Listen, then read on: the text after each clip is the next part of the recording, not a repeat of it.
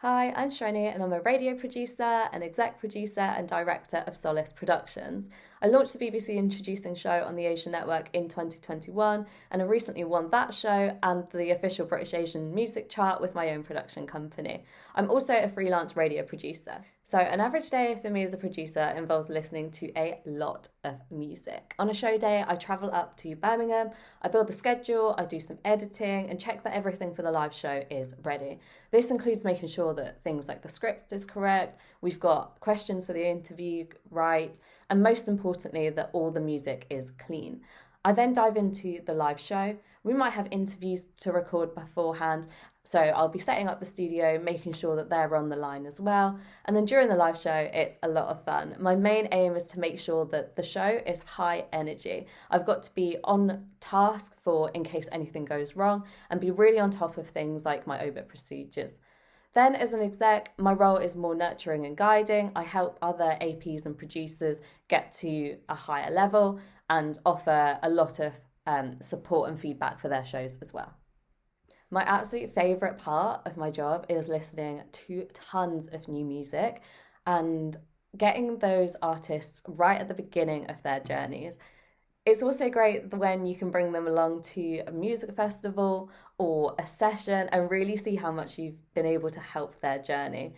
It's absolutely amazing making a difference to their lives, and they're making amazing music, so it should be heard. My least favourite is probably how last minute some things can be. You can plan so much and then end up having to do something completely different. So you've always got to be ready for the unexpected. But I also kind of find that a bit exciting too. So one skill or trait that's really important for success as a music radio producer is being confident and being absolutely calm under stressful situations. Things could go wrong at any moment. You might have silence on air, but you need to be absolutely calm to be able to fix it as quickly as possible. You have to be prepared for it. And to be honest, you have to live in the moment. You have to be like, okay, this is an issue. What's an instant way for me to solve it? And you've just got to feel confident in your ability that any issue that comes up, you can absolutely solve.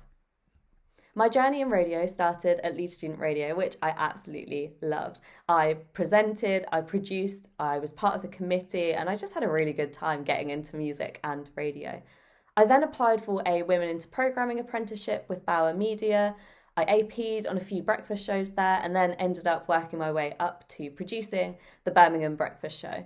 I then really wanted to live in London and work for the BBC, so I applied for a lot of roles. I got rejected a lot, and then I finally won the BBC Introducing show on the Asian Network with an independent production company. I then gained a lot of experience working with them and freelancing for Radio 1 shows, and then this year I have finally launched my own production company. I think the moment that I knew I wanted to pursue a role in the music industry is when I found my love for music in uni. I went to Leeds, so the music scene was absolutely sick.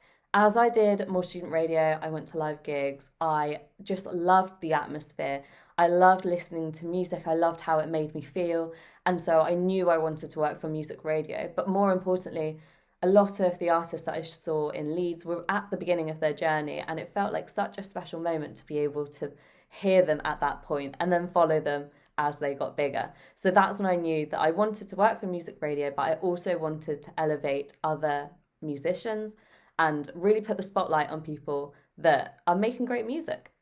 My absolute favourite project that I've been a part of is creating the International Women's Day Maida Vale sessions for BBC Introducing on the Asian Network. For 3 whole years, we've been inviting absolutely incredible unsigned women artists to Maida Vale in order to record a stripped back session.